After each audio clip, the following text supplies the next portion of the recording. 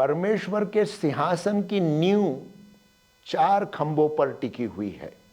इसके बारे में आज हम सीखेंगे। उसके लिए मैं आपके लिए पढ़ता हूं भजन संहिता 89 का 14।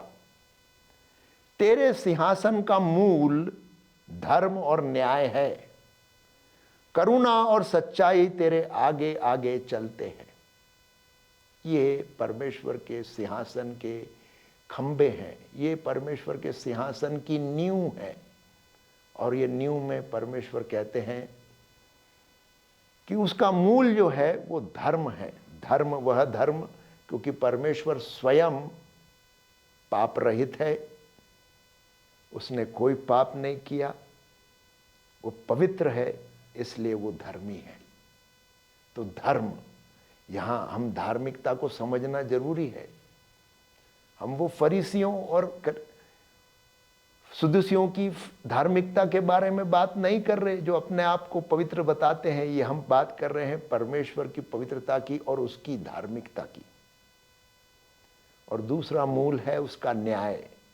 परमेश्वर न्याय करता है, वो न्यायाधीश है। और उसका न्याय हमारे लिए, हमको दंड देने के लिए नहीं है, वो दया करने वाला न्यायाधीश है। इसलिए वो हम पर दया करता है और उसने हमारे लिए सत्य को आगे भेजा। यहां लिखा है करुणा और सच्चाई आगे आगे चलते हैं। उसकी करुणा, उसकी दया आगे चलती है, उसकी करुणा आगे चलती है। और जब करुणा चलती है तो सत्य हमको प्रकट होता है।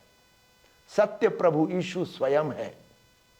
जब आपको और मुझको सत्य प्रकट होता है तो हमारे लिए अवसर है कि हम प्रभु यीशु को स्वीकार करें और उसकी सच्चाई पर चले।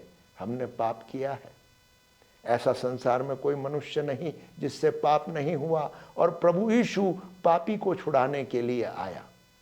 परमेश्वर ने आपके लिए और मेरे लिए उस दया को पूरा करने के लिए प्रभु यीशु को भेजा। लेकिन परमेश्वर की योजना है कि हम उसके नींव, जो उसकी फाउंडेशन है, जो उसकी नींव है, उसको समझें और गहराई से अपने जीवन में लागू करें। पहली बात उसका धर्मी होना, तो वो ये चाहता है कि आप और मैं पवित्र बने। दूसरी बात, वो न्याय करता है। जब वो न्याय करता है तो इसका मतलब है कि हमें उसके सामने जाकर खड़े रहना है और कहना है कि प्रभु हमसे गलती हुई है, हमने पाप किया है। पश्चाताप, केवल पश्चाताप ही हमें प्रभु यीशु के लहू के प्रति सामर्थ्यशील बनाता है। कहने का मतलब है पश्चाताप के द्वारा ही हम प्रभु यीशु के लहू को अपने जीवन में ले सकते हैं। पश्चाताप एक चीज है और प्रभु यीशु का लहू लेकर हमें अपने आप को शुद्ध और पवित्र करना ये जरूरी है।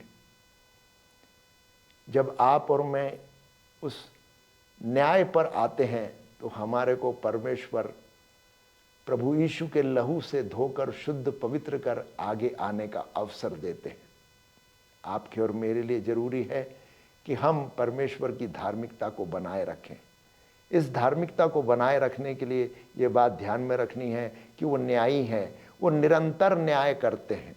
कई लोग ऐसा सोचते हैं कि जब प्रभु यीशु का दूसरा आगमन होगा तभी परमेश्वर न्याय करेंगे। ऐसा नहीं है। प्रभु यीशु ने पहले दिन से न्याय किया है।